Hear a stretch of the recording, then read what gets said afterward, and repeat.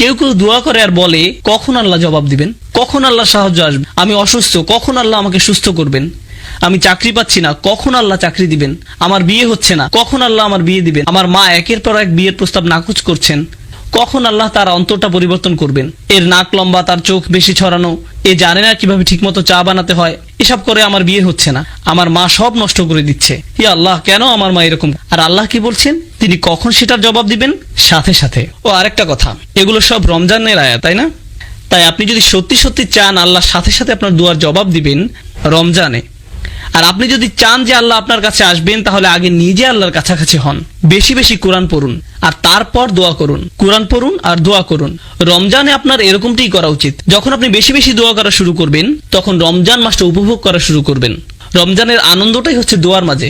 অর্থাৎ উনি বলছেন উজিবু, আমি জবাব, তারপর উনি বলছেন দাওয়াতা দাই। কি শক্তিশালী শব্দ চয়ন। পূর্বে বলেছিলাম কোরআন মজিদে আমি কখন ব্যবহার করা হয়, মনে আছে?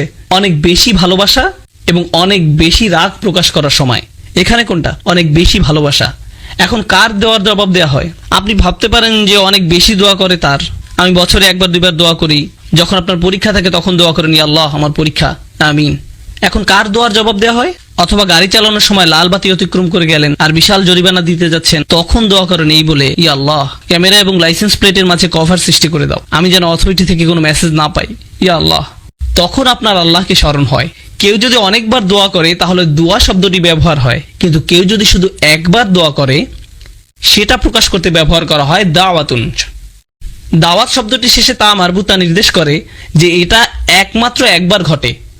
যেমন দরাবায়ের অর্থ হলো প্রহার করা, কিন্তু দরাবাত মানে একবার প্রহার করা। আকালা মানে খাবার, কিন্তু আকালা অর্থ একবারের খাবার। তা মারবুতা এটাকে একবারের জন্য বানিয়ে দেয়। আল্লাহ বলছেন দাওয়াত দাই, প্রার্থনাকারীর একবারের প্রার্থনাতেও আমি সারা। লোকটি মাত্র একবারই দোয়া করলো, আল্লাহ বললেন না যে সারা বছর কোথায় ছিলে, তুমি জীবনে কখনো সালাত করনি, মাত্র একবার দোয়া করলে, ফাইন করিব, ভুলে যাও যে তোমার ডাকে সারা দিব।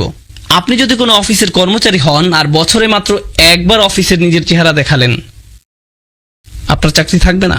তারা বলবে কে আপনি? আমি এখানে চাকরি করি। কখন? আমি গত বছর চাকরি পেয়েছি। বস কি বলবে? হ্যাঁ শিওর, হ্যাঁ এক্ষুনি আপনি শুরু করতে পারেন, আপনার জন্য একটা প্রমোশনের ব্যবস্থা করে দিই। না, এটা হবে না। দাওয়াত শব্দের মাধ্যমে আল্লাহ বলছেন যে জীবনে একবার দোয়া করা ব্যক্তির জন্য তিনি সাড়া দিবেন। নিজেকে এটা বলে বোঝাবেন না যে আমার তো দাড়ি নেই, নিজেকে এটা বলে বোঝাবেন না যে আমার তো দাড়ি নেই, আল্লাহ আমার ডাকে সাড়া দিবেন না। কেবল গোফ রয়েছে, আল্লাহ আমার দোয়া কবুল করবেন না। রমজানে মুভি দেখতে পারবো না, তাই আগে থেকে 3টা মুভি দেখে ফেলেছি, এখন আমি দোয়া করব। আল্লাহ তারপরও সাড়া দিবেন আপনার ডাকে। এটা শুনে আবার কেউ মুভি দেখতে যাবেন না। কখনো মনে করবেন না যে আল্লাহ আপনার দোয়ায় সাড়া দিবেন না। এবার আপনি বলতে পারেন আচ্ছা লোকটি একটি দোয়াই করেছে, কিন্তু হতে পারে যে সে একজন খুব ভালো মানুষ, হতে পারে যে সে একজন সালেহ, একজন মুমিন হতে পারে, তার অনেক তাকওয়া আছে কিংবা তার ইলম বেশি। এও হতে পারে যে সে তওবা করেছে। উজিবুদ দাওয়াত দাই, আমি তার আহ্বানে সাড়া দেই যে তওবা করে। আল্লাহ তা বলেননি, তিনি বলেছেন আমি সেই মানুষটিকে সাড়া দেই, দাওয়া তার একটি দোয়াতেই সাড়া দেই। আর দা যে ডেকেছে, এই মানুষটির উদাহরণ কিরূপ? সে কি করেছে? সে ডেকেছে। অন্য কথায় আল্লাহ কি তার কাছ থেকে অন্য কোনো গুণ আশা করেছেন? তিনি কি বলেছেন দাওয়াতুল মুসাল্লি, দাওয়াতুল মুত্তাকি, দাওয়াতুল মুমিন? না, তিনি বলেননি যে আপনার তাকওয়া থাকতে হবে, আপনার ঈমান থাকতে হবে, বলেননি আপনার ইলম থাকতে হবে। এই দোয়ায় বলেননি। কেন? কারণ আল্লাহ এখানে সেই সব মানুষের সাথে কথা বলছেন যারা আল্লাহ থেকে বহু দূরে চলে গেছে, এবং তিনি প্রথমেই তাদের বলছেন যে দেখো আমি কাছেই আছি। এরপর তিনি তাদের বলেন দেখো আমি জানি এই একটি দোয়া ছাড়া তোমাদের কাছে এই মুহূর্তে আর কিছুই নেই, ঠিক আছে দাও আমাকে এই একটি দোয়াই দাও। যদিও তুমি একজন দায়ী, শুধুই একজন আহ্বানকারী, তোমার জন্য আমার কাছে আর কোনো বিবরণ নেই। আমি তোমাকে এখনো পর্যন্ত একজন সালেহ ডাকতে পারি না, মুসলিম ডাকতে পারি না, মুমিন ডাকতে পারি না, আমি তোমাকে কিছুই ডাকতে পারি না। আমি শুধু তোমাকে রেখেছি একজন দায়ী হিসাবে, একজন আহ্বানকারী। সুবহানাল্লাহ, সেটি কোনো যোগ্যতাই নয়। আরো আগানোর আগে বলে রাখি, আমি বলেছিলাম কখনো একজন বসের 500 জন কর্মচারী থাকে, সে কি তাদের সকলের নাম জানে? না, বিশেষ করে সেই কর্মচারীকে যে তাকে পুরো জীবনে মাত্র একটি ইমেইল করেছে। একটি ইমেইল কিভাবে সে তাকে মনে রাখবে? কর্মচারীটি যদি তাকে টেক্সট মেসেজ পাঠায়, সে জানবে না নাম্বারটি কোথা থেকে এসেছে। আল্লাহ বলেননি উজিবুদ দাওয়াত দাইন, তিনি বলেছেন উজিবুদ দাওয়াত দাই। এই শব্দটির মধ্যে থাকা আলিফ লাম তাকে মারিফা বানিয়ে দেয়, অর্থাৎ যথাযথ এবং নির্দিষ্ট করে দেয়। অন্যভাবে বলা যায় যে কেউ আল্লাহকে ডাকে। আল্লাহ বলেন না যে কোনো একজন শুধুই ডেকেছে, তিনি বলেন সেই জন আমাকে ডেকেছে, সেই নির্দিষ্ট মানুষটি। আপনি আল্লাহর কাছে নির্দিষ্ট, তিনি আপনাকে বিশেষভাবে ব্যক্তিগতভাবে চিনেন। কোনো ডাক্তার আপনার নাম মনে রাখতে পারবে না যদি তাকে দিনে 100টা রোগী দেখতে হয়। সে এভাবে বলে চেষ্টা করবে, মুহাম্মদ কেমন আছো, চলে এসো। সবাই মুহাম্মদ, অন্তত সম্ভাবনা তো আছে। সে আপনাকে নামে চিনতে পারবে না।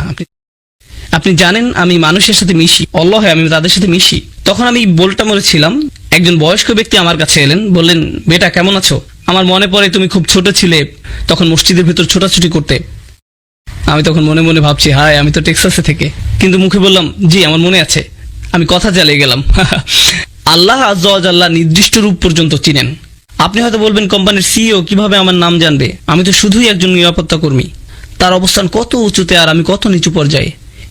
কিভাবে একজন প্রেসিডেন্ট তার দেশের একজন অধিবাসীকে চিনবে, কিভাবে এটি সম্ভব? আপনারা সবাই যদি আমার কাছে এসে নিজেদের নাম বলেন, আমার কি মনে থাকবে? আমি জানি না, সত্যি আমি জানি না। কারো কাছে যদি আমার ফোন নাম্বার থাকে, প্লিজ কেউ ফোন নাম্বার নেবেন না, কিন্তু যদি থেকে থাকে, যদি আমাকে একটা SMS পাঠান আর আমার কাছে নাম্বারটি সেভ করা নেই, আমি কি জানবো এটা কে পাঠিয়েছে? আমি জানবো না কে পাঠিয়েছে। যখন আপনি আল্লাহকে ডাকেন, আল্লাহ বিশেষভাবে আপনাকে জানেন এবং তিনি তৎক্ষণাৎ আপনাকে সাড়া দিতে চান। তিনি আপনার সাথে তখনই নতুন সম্পর্ক শুরু করতে চান। গতকাল যা হয়েছে তা হয়ে গেছে, আজ থেকে শুরু করুন। আপনি আজই মুসলিম হয়ে উঠুন, আজ থেকে আল্লাহকে ডাকতে থাকুন। উজিবু দাওয়াতাদ দাঈ।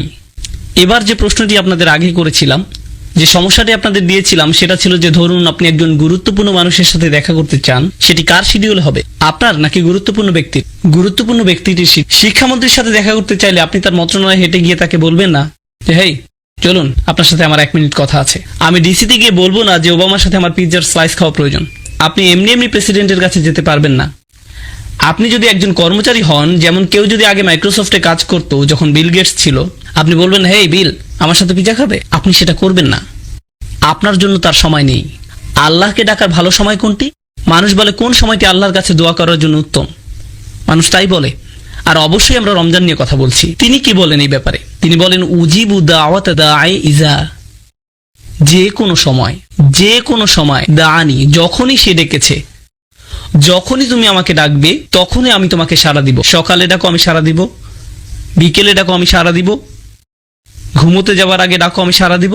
সুবহানাল্লাহ, এটি সম্পূর্ণ আয়াত নয়, এটি আয়াতের প্রথম অংশ।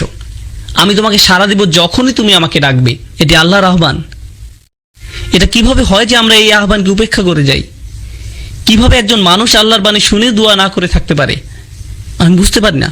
তারপর তিনি বলেন এতক্ষণে আমি তোমাকে আহ্বান করলাম, আমার আহ্বান হলো আমি তোমার কাছেই আছি, আমি যে কোনো সময় তোমার ডাক শুনতে প্রস্তুত। যদিও তুমি একবার দোয়া করো, তারপরও আমি তোমার কথা শুনবো। দোয়া ছাড়া তোমার আর কোনো ইসলামিক গুণ না থাকলেও আমি তা শুনবো। তবে তোমার কি করা উচিত? আল্লাহ আপনার জন্য এত সব করছেন, আপনি তার জন্য কি করবেন? তিনি বলেন ফালিয়াস্তাজিবু লি। আগে 2টা শব্দের কথা বলেছিলাম, আজাবা আর ইস্তেজাবা। ইস্তেজাবা মানে হলো উত্তর দেওয়ার চেষ্টা করা। কেউ আমাকে বললো ভাই আপনার সাথে লাঞ্চ করতে চাই, আমি বলবো আমি সময় বের করতে চেষ্টা করব। আমি জানি না আমি এটা পারবো কিনা। চেষ্টা করার মানে আপনি সফল হতেও পারেন, আবার ব্যর্থও হতে পারেন। আল্লাহ বলেন ফালিয়াস্তাজিবু লি, তাদের অন্তত আমাকে সাড়া দেওয়ার চেষ্টা করা উচিত। তোমরা আমার কাছে কিছু জিনিস চাইছো, আল্লাহ বলেন তোমরা আমার কাছে ভালো চাকরি চাইছো, স্বাস্থ্য কামনা করছো, তোমাদের সন্তানদের নিরাপদে রাখতে বলছো, তোমাদের বাবা মায়ের জন্য আমার কাছে চাইছো, একটা বাড়ি চাইছো, তোমরা আমার কাছে সব কিছু চাইছো। আমিও তোমাদের কাছে কিছু আশা করছি। আমার চাওয়া বিষয়গুলোর ব্যাপারে তোমরা কি করবে? ফালিয়াস্তাজিবু লি, তাদের উচিত আমার ডাকে সাড়া দেয়া, তাদের উচিত আমাকে সাড়া দেয়া। এখন ব্যাপারটি হলো ফাতিহায়, সূরাতুল ফাতিহা, আমরা আল্লাহর কাছে কি চাই কেউ জানেন? আমরা চাই পথ প্রদর্শন, কিন্তু আল্লাহ আমাদের কাছে কি চান? ইবাদাহ।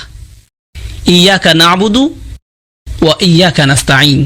নাস্তাইন মানে আমরা সাহায্য চাই, কিন্তু আল্লাহর কাছে কিছু চাইবার আগে আমরা তার জন্য কি করব? আমরা তার জন্য কি করব? ইয়াকা নাবুদ, তিনি আমাদের জন্য কি করবেন? ইস্তিআনা, তিনি আমাদের সাহায্য করবেন। তাহলে আপনি আল্লাহর জন্য কি করবেন সেটা প্রথমে আসা উচিত, আর দ্বিতীয়ত আসবে আপনি নিজের জন্য যা চান। কিন্তু রমজানের এই আয়াতগুলোতে তিনি বলেন আমি তোমাকে সাড়া দিব যখনই তুমি আমাকে ডাকবে। এরপরে তিনি বলেন তোমার উচিত আমাকে সাড়া দেয়া। তিনি বলেননি আমাকে সাড়া দিলে পরে আমি তোমাকে সাড়া দিব। সুবহানাল্লাহ, এমনকি তিনি নিজেকে দ্বিতীয় পজিশনে রেখেছেন, এবং এই আয়াতে প্রথমে রেখেছেন আপনাকে আর আমাকে, তিনি নিজেকে রেখেছেন দ্বিতীয় পজিশনে। ফালিয়াস্তাজিবু লি, তাদের উচিত আমার প্রতি সাড়া দেয়া, খাঁটে ঈমান আনা, আমাকে প্রকৃত রূপে বিশ্বাস করা তাদের উচিত। লাআল্লাহুম ইয়ারশুদুন, যাতে তারা সরল পথে পরিচালিত হতে পারে, তারা যেন নিজেদের বদলে নিতে পারে। সুবহানাল্লাহ। রমজানের এই কিছু আয়াত আপনাকে পরিবর্তন করে দিতে পারে, রমজান সম্পর্কে আপনার দৃষ্টিভঙ্গি সম্পূর্ণ বদলে দিতে পারে। আমরা যদি এই কয়েকটি আয়াতই শুধু অনুধাবন করি, এদের প্রতিফলন ঘটাই, তবে কোরআনের সাথে, দোয়ার সাথে, আল্লাহর সাথে আপনার যে সম্পর্ক তৈরি হবে তা রমজানের পরবর্তীকালীন সময়ের জন্যও সম্পন্ন হয়ে যাবে। এই সকল জিনিস আপনার অন্তরে গেঁথে দিতে হবে। আলোচনা শেষে